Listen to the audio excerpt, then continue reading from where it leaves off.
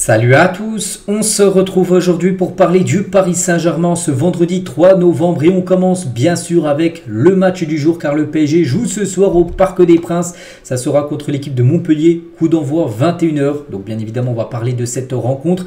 Donc tout d'abord on va commencer avec rapidement les photos de l'entraînement. C'était hier jeudi pour voir l'état de forme des joueurs s'il n'y a pas eu de blessure dernière minute. On peut voir Warren Zaïre lors de l'entraînement. Kylian Mbappé qui était bien sûr présent quasiment en mode hiver déjà avec le bon ami pour Kylian.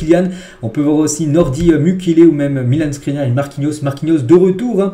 N'oubliez pas que Marquinhos avait été forfait lors du dernier match contre Brest semaine dernière. Donc il sera bien présent bien sûr pour la rencontre de ce soir. Et le point médical avant ce PSG Montpellier. Donc les joueurs forfaits. Bon voilà. Il y a ces joueurs-là. Donc Keylor Navas sera préservé ce week-end en raison d'une lombalgie. Donc on s'en doutait parce que les derniers jours on savait qu'il loupait les entraînements. Voilà, c'est sûr, il n'est pas là ce soir. Nuno Mendes aussi continue sa rééducation. Bon lui il a été opéré, on le sait, qu'il est blessé encore jusqu'à fin de l'année. Kimpembe poursuit son protocole de reprise. Kimpembe, c'est peut-être le prochain qui devrait revenir. Kimpembe d'ici peut-être 2-3 semaines pourrait faire son retour, mais pour l'instant c'est encore trop juste bien sûr. Peut-être après la trêve internationale, là il y aura peut-être des chances de voir Kimpembe. Et la surprise c'est Danilo Pereira, qui est victime d'une lésion de l'ischio-jambier droit. Pourtant, on n'avait pas entendu de blessure là ces derniers jours. Et du coup, il est dans le point médical. Du coup, il est forfait. Danilo Pereira, donc il sera absent jusqu'à la fin de la prochaine trêve internationale, environ le 22 novembre. Donc en gros, les 20 prochains jours, il est forfait. Donc ce soir, contre l'AC Milan, contre, je ne sais plus c'est qui le match d'après du PSG en championnat. Puis après, ça sera la trêve internationale avec le Portugal. Il sera également forfait. Donc on lui souhaite un bon rétablissement. En gros, il est blessé aux ischio-jambiers. En gros, c'est derrière la cuisse. Il doit avoir une pointe tout simplement. Donc bon rétablissement à Danilo Pereira. On continue sur cette rencontre de ce soir. Donc Luis Enrique en conférence de presse, comme d'habitude avant une rencontre. Donc nous sommes dans un processus d'évolution continue. Donc on va revenir sur tout ce qu'il a pu dire lors de la conférence de presse qui a eu lieu. C'était hier.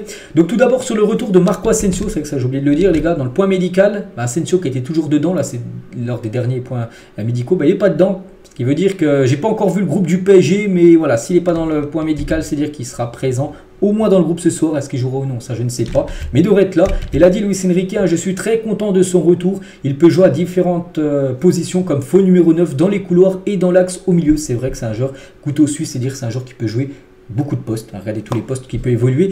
Il est polyvalent, je peux changer ma tactique en cours de match sans changer de joueur. C'est un joueur qui ne perd pas le ballon même sous le pressing et c'est important pour nous. Donc voilà, ça c'est la bonne nouvelle les gars. Marco Asensio devrait être dans le groupe et je pense certainement jouer peut-être là, bon, peut-être pas titulaire, mais peut-être la fin de match, on devrait le revoir et ça, c'est bien sûr, ça fait plaisir.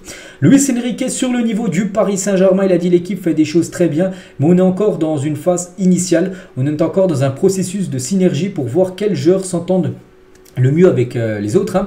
Je trouve que j'ai un effectif incroyable avec des joueurs de qualité à chaque position. Je suis satisfait de mon équipe comme je l'ai dit à la fin du mercato, mais il y a toujours de la marge pour s'améliorer. Donc, mais voilà, il est très content actuellement des joueurs déjà qui sont arrivés lors du dernier mercato et de ce qui se passe actuellement, de la relation entre les joueurs, de comment joue le PSG. Et c'est vrai qu'il dit qu'il y a encore une sacrée marge pour progresser, pour que les joueurs s'entendent mieux. C'est vrai que là, on est seulement au début de l'ère Luis Enrique, on espère que ça continue le plus longtemps possible et qu'il reste en place longtemps parce que c'est ça, le PSG doit avoir une stabilité avec un coach et éviter de virer chaque coach, on va dire, chaque année, souvent bien sûr après des échecs en LDC. Luis Enrique concernant les coups francs, donc il a dit je ne travaille pas cela, ce sont les joueurs qui veulent les tirer qui s'entraînent. Certains tirent mal et se sont améliorés en travaillant. On voit parfois des joueurs comme Hakimi, Kanguini ou Asensio et Carlos Soler s'entraîner dans cet exercice. Alors, Mbappé, tiens, un joueur qui a beaucoup de mal. Mbappé, oubliez pas, c'est 0 but en carrière en coup franc direct. C'est vrai qu'il ne s'entraîne pas parce qu'il est nul. Il devrait s'entraîner Mbappé parce que c'est peut-être un secteur où il peut marquer des buts et améliorer voilà, ses statistiques. Mais c'est vrai qu'il y a des bons tireurs. Hakimi en a déjà marqué pas mal. Kanguini en avait marqué un avec la Corée là, lors la dernière trêve. Donc voilà, c'est vrai qu'il y a pas mal d'options voilà, pour tirer les coups francs. Luis Enrique sur Milan Skriniar, il a dit c'est l'un de ceux qui a le plus joué, je l'aime énormément, il a une grosse expérience, il apporte tout ce dont j'ai besoin, il est bon pour relancer le ballon, il est très intelligent tactiquement, il est très important, il a de la race des leaders, comme tout le monde il y a de la place pour s'améliorer, donc voilà ce que pense Enrique sur Skriniar. C'est que c'est l'un des joueurs qui joue le plus, c'est qu'à chaque fois il est titulaire, il joue tous les matchs entiers, Milan Skriniar. Pour l'instant c'est plutôt une réussite, on verra Surtout on le juge, hein, c'est lors des matchs de Ligue des Champions, Milan Skriniar.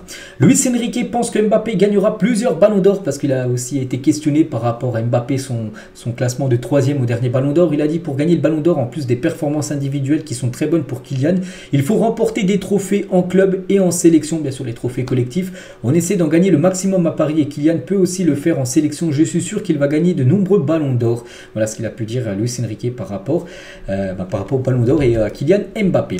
Et toujours avec Luis Enrique, il y a aussi un petit mot par rapport à Warren Zaïre-Emery et ce qui va être convoqué, ce qu'il est possible qu'il soit convoqué en sélection nationale. Il a dit si lui il était encore sélectionneur de l'Espagne et s'il aurait été espagnol, Warren Zaïre-Emery, il l'appellerait. Hein. Il a dit si j'étais sélectionneur de l'équipe espagnole, je sélectionnerais Warren Zaïre-Emery à chaque fois.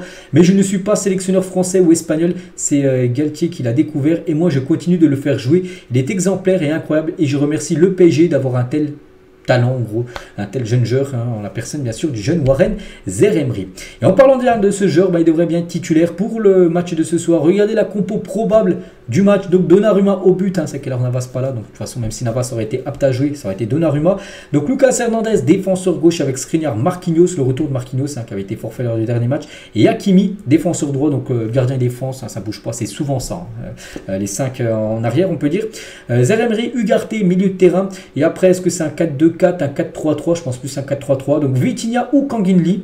Voilà pour compléter avec Ugarte, Warren Zaïre-Emery. Et devant Mbappé, Kolo Muani et Dembélé. Donc Kolo Muani devrait être préféré à Gonzalo Ramos en attaque. Voilà, normalement ça devrait être ça, le 11 de départ ce soir pour cette rencontre. Concernant les prochains matchs, donc on a parlé du match de ce soir. Le prochain, le 7, ça sera mardi à San Siro à 21h hein, du côté de l'AC Milan. Après ça sera Reims au programme. Puis après ça sera la trêve avec le retour un vendredi. Tiens, vendredi...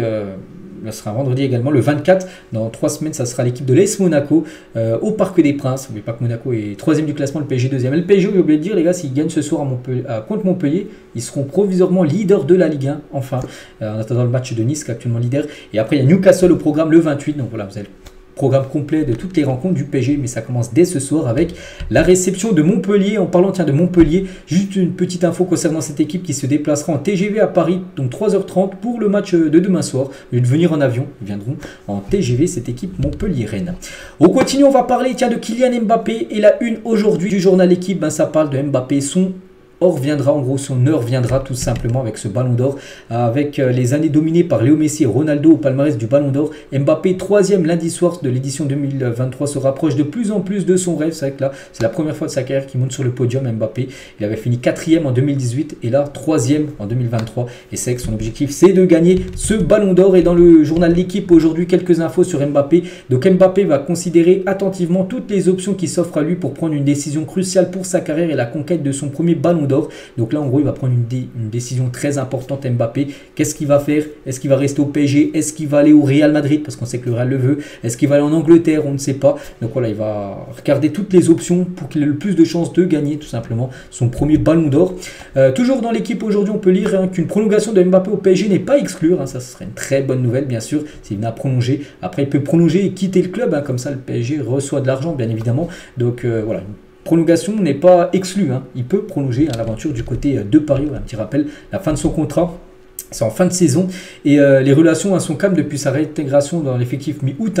Mbappé n'a jamais déclaré son désir de partir du PSG ni exprimé son intention de ne pas renouveler son contrat.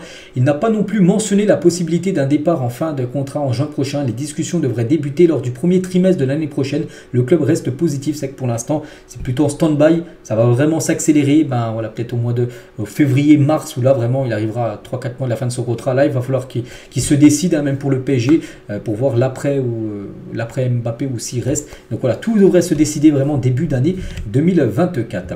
Et toujours avec lui, donc le Real Madrid, on finit avec ça. Le Real Madrid est toujours dans la course pour signer Mbappé et Liverpool croit toujours en ses chances parce qu'on sait que s'il venait à quitter le PSG, donc le Real qui est dessus depuis pas mal d'années, ils sont toujours, ils le veulent toujours. Et Liverpool est également une équipe qui a toujours eu des envies concernant Kylian Mbappé. On finit avec ça. J'espère que ça vous a plu cet épisode. Donc nous on se retrouve demain. Bien sûr demain on fera le débrief.